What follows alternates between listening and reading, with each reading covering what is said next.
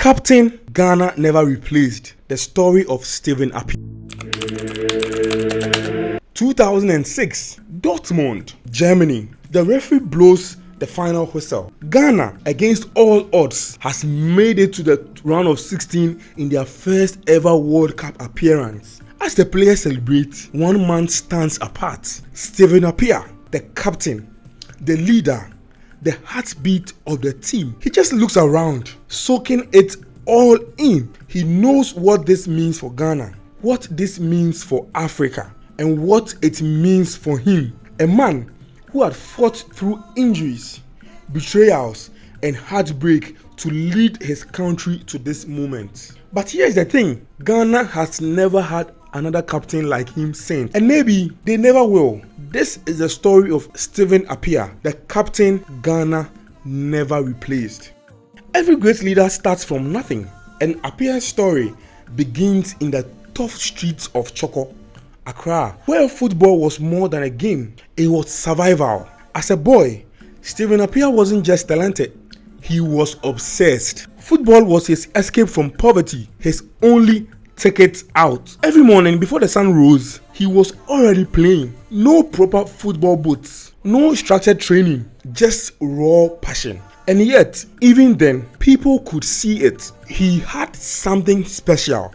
At just 14, he was scouted and brought into the famous Colts football system in Ghana, playing for Hearts of Oak. It didn't take long before he outgrew local football. European scouts came knocking, and when the opportunity arrived, he took it. At just 16 years old, he was on a plane to Italy, a place where African players either became legends or disappeared into obscurity. The football was tough, the culture was ruthless, and the competition was merciless. For a young Stephen Appiah, this was a test of survival. His first stop, Udinese, but like so many young African talents, he struggled. He wasn't given game time. He was homesick. The dream was turning into a nightmare. But Appiah wasn't the type who was going to quit. He kept working, kept training, and when his chance finally came, he took it. His aggressive playing style, his leadership, and midfield dominance caught the eye of bigger clubs. He moved to Parma, where he partnered with some of the best midfielders in the world. And then the big move, Juventus. For a Ghanaian player to sign for Juventus in the early 2000s, that was unheard of. He was playing alongside legends Del Piero, Nedved, Buffon. He wasn't just surviving in Europe anymore, he was thriving.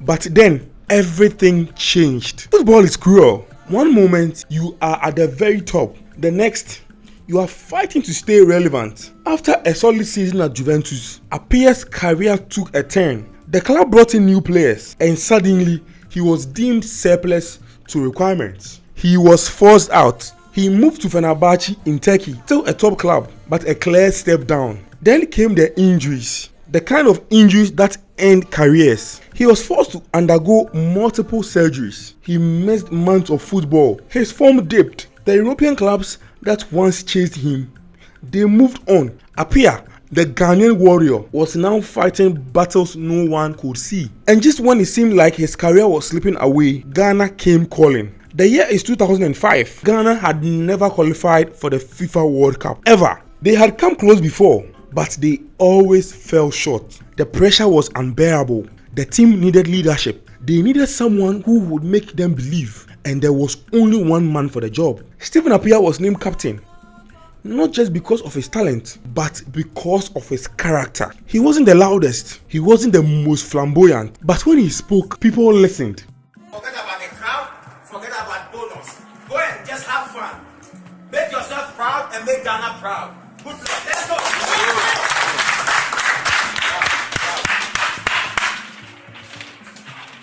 And when the 2006 World Cup qualifiers arrived, Appiah did the impossible. Ghana didn't just qualify, they dominated. The Black Stars topped their group, beating South Africa, Cape Verde, DR Congo, and Burkina Faso. Appiah led from the front, scoring crucial goals, setting up teammates, and making sure that this time Ghana wouldn't miss out. And then came the moment that defined its legacy, Ghana's first ever World Cup. The world doubted them, but Appiah, he never did. Under his leadership, Ghana shocked everyone.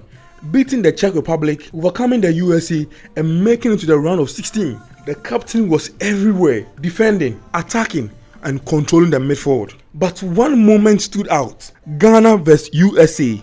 The score is 1-1. Then a penalty is awarded. The pressure is immense. This could decide whether Ghana advances or not. And guess who steps up? Not Asamoah, not Michael Essien, Stephen Appiah. He places the ball on the spot. He looks at the goalkeeper. The entire nation holds its breath. He shoots. Goal! Ghana wins. History is made. And Stephen Appiah cements his place as one of the greatest captains in African football. But like all great stories, this one has a tragic ending. After the World Cup, injuries caught up with Appiah. He tried to fight through them, but his body was breaking down. By the time the 2010 World Cup arrived, he was no longer the same player. He was still in the squad, but the captain's armband had been passed on. And after that tournament, he retired from international football. Here's the thing: Ghana has had great players since, but a leader like Appiah, never. Many have worn the armband, but none have led like him. He wasn't just a captain, he was the backbone of the team. The kind of leader that made players believe they could achieve the impossible. And that's why, to this day, Stephen Appiah is the captain Ghana never replaced. Stephen Appiah's story is more than just football. It's about resilience. It's about leadership. It's about carrying a nation's hopes on your shoulders and delivering when it matters most. If you love football stories that hit deep, subscribe for more and let me know in the comments, who do you think can ever replace Stephen Appiah as Ghana's true captain? Because until now, no one has.